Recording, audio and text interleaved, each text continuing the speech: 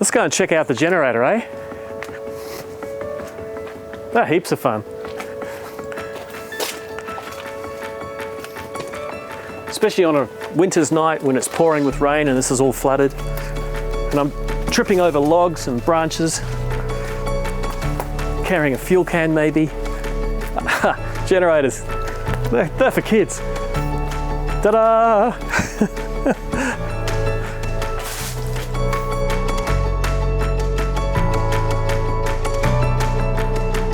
G'day, I'm Glenn Morris from the Smart Energy Lab, and today in the lab I've got Anne Wilson from SolarPlus. And we're going to try and answer the question, do you really need a generator for an off-grid system? What's the answer? The answer is yes, no, but. All right, well, let's explore the yes, no, but. Now, You've got SolarPlus here, which is the software that it's partly my company as well as you work for us, but it's software that's been developed over about 10 years now. Particularly it started in the Australian market, but we now can do it in lots of markets, including New Zealand and others. But it's a software for designing what? Solar and battery systems, running the modelling to work out how the system's going to perform throughout the year with the battery charging, discharging, how it's going to cover the loads. Also doing the financial modelling, payback periods, peak lopping, doing your quoting, your customer relationship management as well, profitability, all kinds of things. So quoting, CRM and design. Right, and makes coffee? No, we make the coffee. All right. Yeah. So, Anne, you've got a few scenarios you're going to run us through. Yeah. So the first one is for friends of mine, Jim and Cindy. So I actually helped install their system a few years back up in New South Wales. And at the time, they were meant to supply the generator and just kept putting off buying it and never bought it. And I was wondering how they went through the last, really awful weather that they had in New South Wales last year. And Jim said there was one point when it got really low and they actually turned everything off except the fridge that night. But the next morning, Cindy had to do a Zoom call, and so he went out to try and source a generator.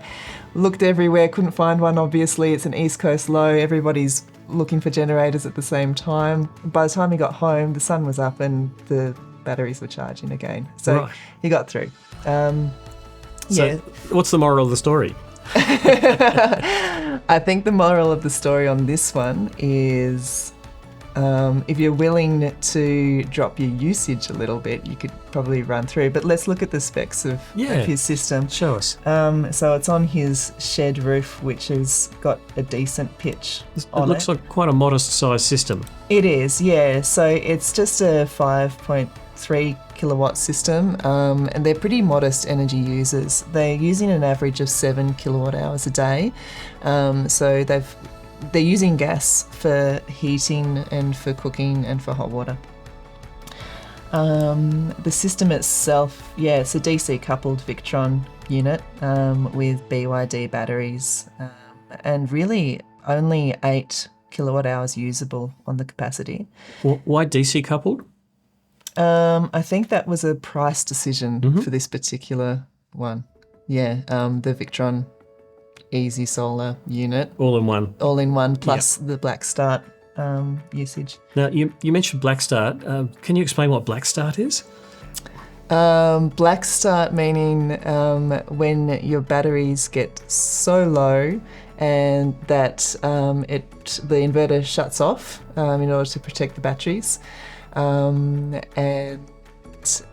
normally a generator would be called for beforehand, preferably auto start before it reaches that point. But if for whatever reason the generator doesn't start, maybe the generator's got a problem, or like Jim, you never went out and bought the generator, then Black Start means that the system can start itself back up. And there's a couple of different ways of doing it. From black, i.e. From black. Lights are out. Yep. So with this system, we're looking at a detailed view of the performance modelling, and I'm looking at a typical week in July. And you can see here that you've got a couple of nice sunny days, as you do up on the mid-north coast. So each of those bumps is one day. Each of these bumps is one day. And the yellow is the solar. Yellow is the solar potential for production. And I can break it down like this, actually. If I take away that, I can just do that. And what's the blue? The blue is their consumption profile. Now, with these guys, I've just used a typical profile. I'm going to get into a little bit more detail of how accurately you can model consumption profiles in another job, but I've just used a typical consumption profile for a house that doesn't have air conditioning in New South Wales. So you can see here some really bad days of solar generation, where even a 5 kilowatt system is only peaking at about 1.3 kilowatts. And I can layer over that when the batteries charge, when you're using the power from the batteries, and the state of charge. Oh, so that black dotted line is the state of charge. So it's going from full to, what, 50% roughly? Yeah. Yeah, and dipping below a few times. Yeah. Yeah. Exactly. But you can see here, even on the worst days, the solar potential is still exceeding the load there, and the batteries are getting up pretty good. But this is a pretty frugal household. Yeah, 7 kilowatt hours a day. Yeah. I'll take you to another one. Not too far away, so same kind of climate. So just to summarise, it's a small system. How much PV did it have? 5. 5 kilowatts of solar panels. It had a 10 kilowatt hour battery bank? 10 kilowatt hour nominal, but cycling at 80%. So about 8 kilowatt hours usable, and they consume 7 per day. So effectively 1 day of backup is all they have if they manage to fully charge it the day before. Yeah. But they're also the type of people who are happy to manage their loads as well. So that's a bit of a key for not having a generator, is if you're prepared to manage your loads. So follow the weather patterns. Don't do a load of washing when the rain starts. And wonder why you can't put it in the dryer. Okay, what's next? So let's go down the road to a bigger system. And this is an older system as well. It's on the roof of a shed, a larger family. So it's a kind of a flat roof of the shed, and we put the panels at about 35-degree tilts. Why's that? To optimise performance in winter. Okay, so this is located in northern New South Wales? Mid-north coast, so Mid-north halfway coast. between Sydney and Brisbane. Okay, yeah. And just interestingly, years ago when we did this, it took a while on site actually running through the geometry and trying to work out the row spacing, so that the front rows of panels wouldn't shade the back rows of panels. So the image we're looking at here is two things. The actual image from space, which shows the existing solar. Yep. And top of it, you have laid out a proposed PV array. Yep, correct. And the problem is you don't want to shade one row with the next. So you couldn't put 35-degree tilts one behind the other without a space. Correct. So how are you going to solve that problem? Or how did you solve that problem? Well, at the time, we took a look at the sheets and the tables that the framing manufacturer provides. The trick is that they're only good for roofs or arrays that face due north. And only cover a certain, a couple of different roof pitches. Because this is slightly to the west and only at 1 degree, it didn't really cover it in the tables. So we just used geometry. So the more the orientation moves away from equator facing, in our case north, the longer the shadows are going to be. Therefore, the bigger the row spacing. Yeah. Gotcha. Yeah. And now I can just jump into software and specify that I want the winter unshaded period, or the time between which the front row won't shade the back row to be between 9 a.m. and 3 p.m. and click a button and it does it. And I am so stoked that it actually matches what we did. So your hypothetical design overlaid on top of the actual design, which is still there, is perfect. Yeah, it's nice to know. Oh, well done. Yeah, thanks. So all those high school years of trigonometry did come to some use eventually. Yeah, soccer toe. Thanks, year nines. That's yeah. Wow, that is amazing, because I too have stood and wondered and got my calculator out and got out a Solar Pathfinder and fluffing around for ages. This is one click. One click. Yeah. Oh, wow. It's nice. And that's a new feature in SolarPlus. It's been out for a couple of months, but okay. Yeah, cool. Yeah, so this particular system, I'll run you through the specs. It has an AC coupled inverter, ABB, and a couple of DC coupled charge controllers. Why both? Because back in the day, it's using an SP Pro inverter charger, and back in the day they didn't have a good black start feature in them like they do now. So we had the DC coupled so that even if, worst comes to worse, the inverter shuts down because of low battery voltage, it's still going to, as soon as the sun comes back, the DC coupled charge controllers will turn on and start charging, even if the inverter charger isn't.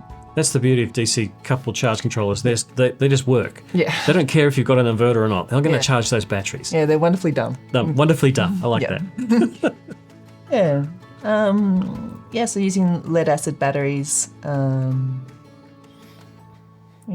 let's look at the modelling. Oh, by the way, with this modelling, I've used their actual consumption profile. Oh, because they had an SP Pro and you could download the historical consumption. Yeah. I couldn't get a full year because it was recording at 15-minute intervals. Yeah. And so the actual space that it took up on the memory card only gave me 2 months of data. So I've just had to copy that over the year. But it's giving us actual, the kind of realistic variability. The granular dips and bumps. Dips and bumps. Yeah. Coming home from school by the look of it, or from work and turning everything on. Yeah. But a fair bit of usage during the day. Yeah. Which is what you want to see in an off-grid house. I wonder, is there someone home during the day, or are they just smart by delaying appliances? Both. Okay. So they're using an average over the year of 23 kilowatt hours a day. Which is slightly higher than the average home in Australia. Yeah. And this is what the performance modelling looks like. So this is the consumption versus production by a month. Yellow is solar potential production, and blue is the loads, and green is the generator runtime on a different scale here over on the right. So we can see our generator runtime going up. On a monthly basis. So the worst case is up around like 28, I think it is, hours in July. Yeah.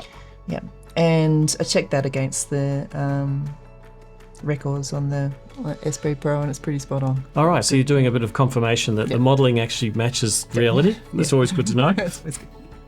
And here's a granular view of a really bad week in July, and that generator coming on, not charging the batteries full because you don't want that to happen.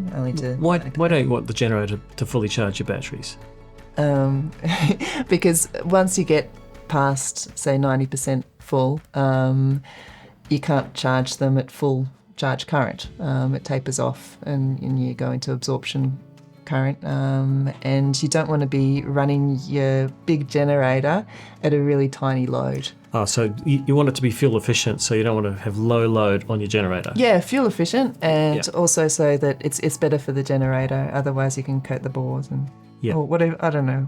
I think that's the word. Yeah. Okay. Yeah, but these guys are really taking care of their.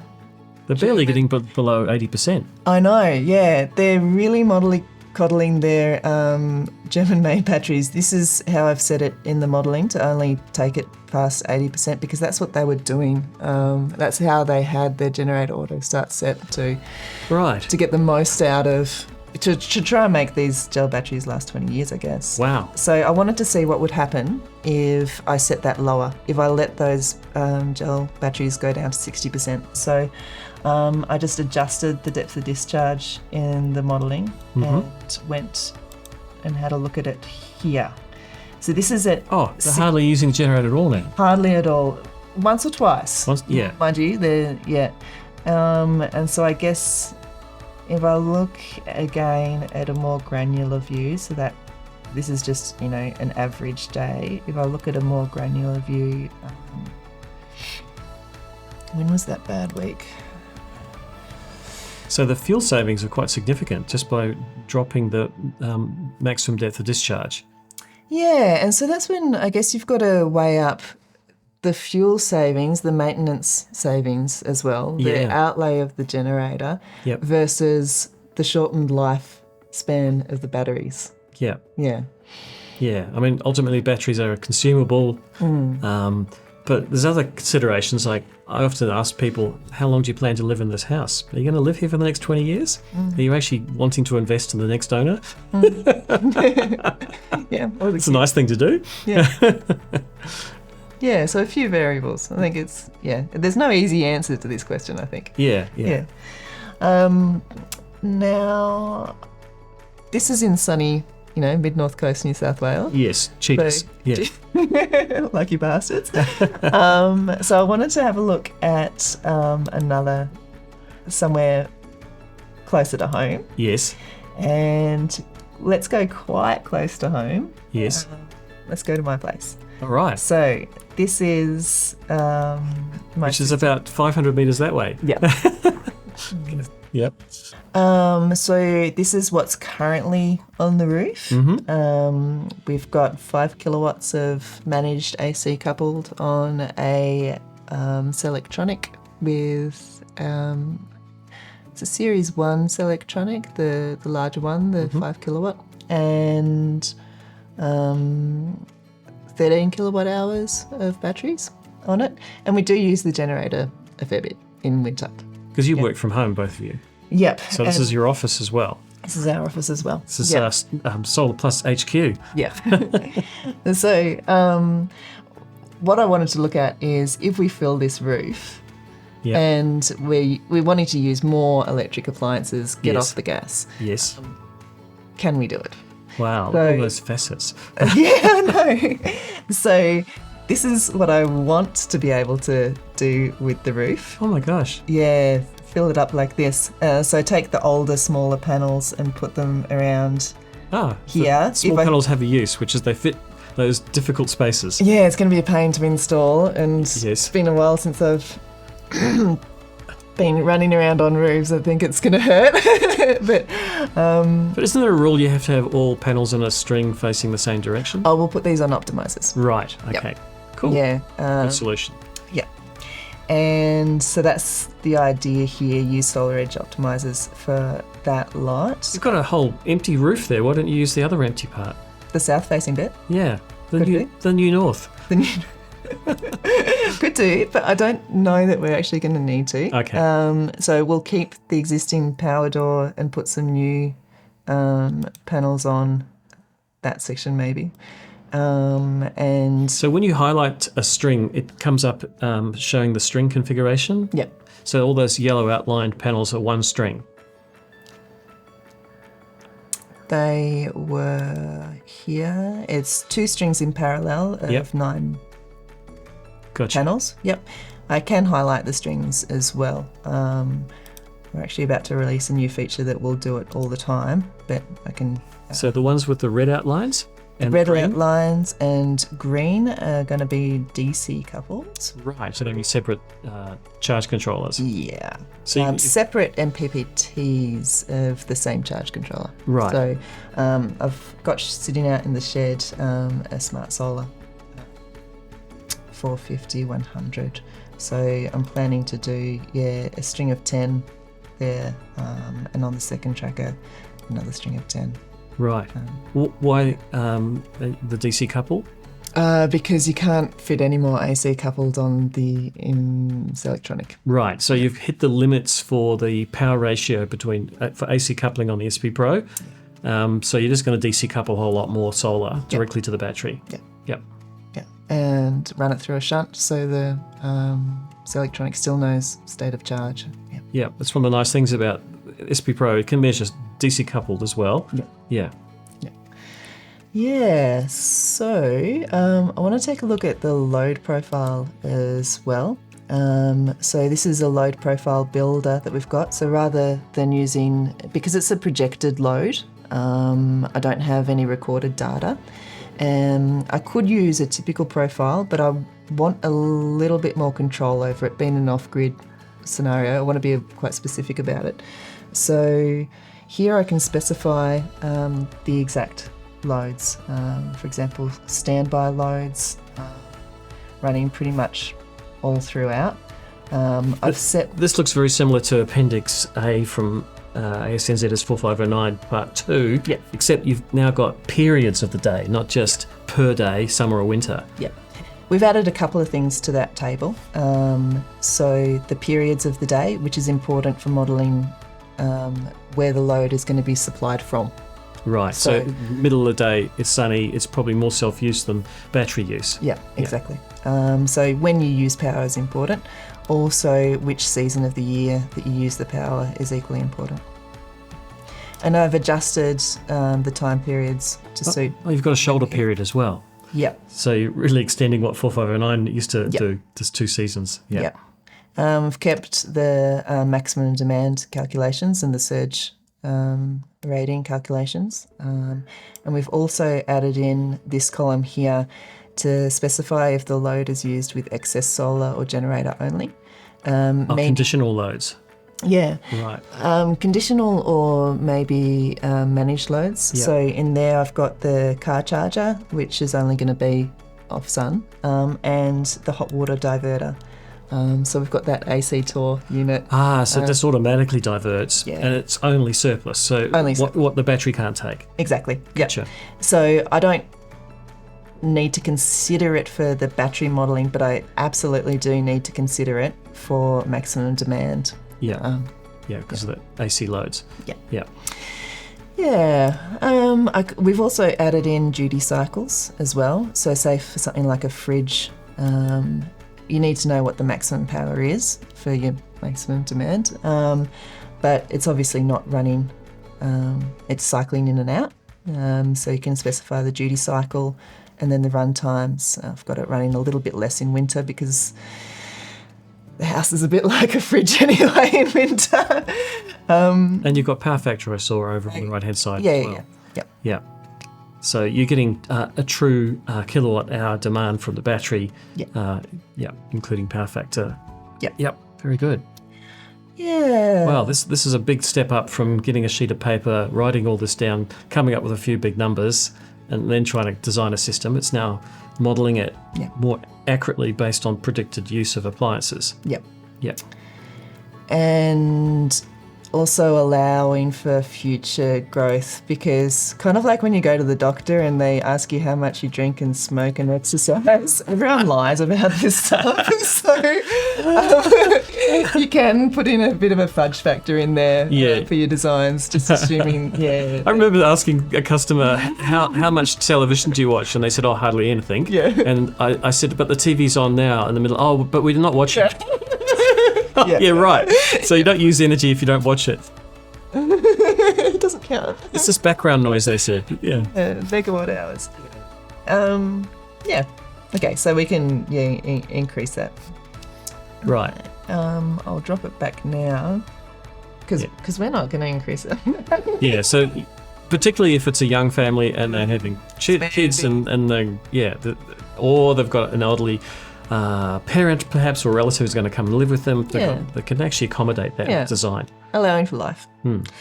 Okay. Yeah, so if I build that profile, what it's doing is turning that into for every hour of every day of the year, saying how many kilowatt hours that is. Right.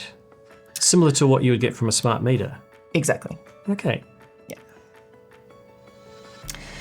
Wow, it's a virtual smart meter. You could probably even bill yourself. For you, my friend, the price is free. Yeah, so we'll see what that looks like. Back to energy. So that's now been saved in the system, and you can bring that into your energy modelling. Yep. Right. Yep. Gee, it is lumpy. Yep. Look at that. That's cup of tea, phone call, another cup of tea. Yeah. We added in some randomisation so that it looks like a typical. Yep. Rather than, because otherwise with that information that I put in before, without the randomisation, it would just be looking quite blocky. Yeah. Yep. Yeah. So for each of those periods of the day, it would just be a straight line. Yep. Yep. Okay. So what does it look like? Now, this is the kind of back end doing a lot of work now. You just clicked on reports. So it's taking all that information, crunching it, the solar resources, the angle of the panels, the performance characteristics of all the components, plus the load data, and producing a report. Derating, I've had to derate it for shade because of that big tree to the west. So you can see a massive dip, actually, in the potential solar generation coming right down. This is called Melbourne. Yeah. Yep. No, but the tree's making... The tree makes it worse. Yep. But you can see then with that, okay, so that new array that we were going to put on, it totals 17 kilowatt hours. Yep. For a load that's 7 kilowatt hours a day. Right. So it's... Because you're accommodating the fact that it's not going to be putting out 17 kilowatts. Sorry, kilowatt hours you said. How many kilowatts of panels are there? 17 kilowatts. Oh, okay. So 17 kilowatts of panels don't produce 17 kilowatts in the shade. No. That's the guts of it. Yeah. Yeah, so it's looking that we might... So you're effectively supersizing your system to avoid generator use. Is that the intent? Yeah. Will you still have a generator? Definitely for the first winter. Okay. Yeah. Right. I mean, it can always be just retired. Yeah. Or, bad weather, we can always go down to town. Yep. Yeah. Right. Go around to your place. Now, I often think that this supersizing has got much more practical because of the price of solar panels. Yeah. Yeah. And it's probably worth noting that if you're in Australia and you're creating STCs, you can supersize if you're DC coupled. You're not beholden to the silly 133% rule. Yeah, that only applies to grid-connected systems that aren't DC coupled. Yeah. So even on-grid DC coupled gets you around that too. It does. Yeah. So you can supersize your solar. Yep. And of course, that's where all within the limits of the inverter. Yep. Yeah, or if it's DC coupled, then within the limits of the battery. Yeah. Yeah. Good point. Absolutely. And there's still limits to the, within the limits to the battery, what the charge capability of the battery is. Yeah. Cool. I think that's all I wanted to show you. Right. So we started off with a question, which is, do you really need a generator for an off-grid system? And you said yes, no, maybe. So when's it a yes? When you just want power. Mm-hmm. When you just want absolutely 100% reliable power, it might be an essential load, and it might be a customer that just doesn't want to have to adjust their consumption for those really bad weeks in winter. Or maybe there's limited space to put panels, or for whatever reason. I'd say yes for those reasons. When's it a maybe?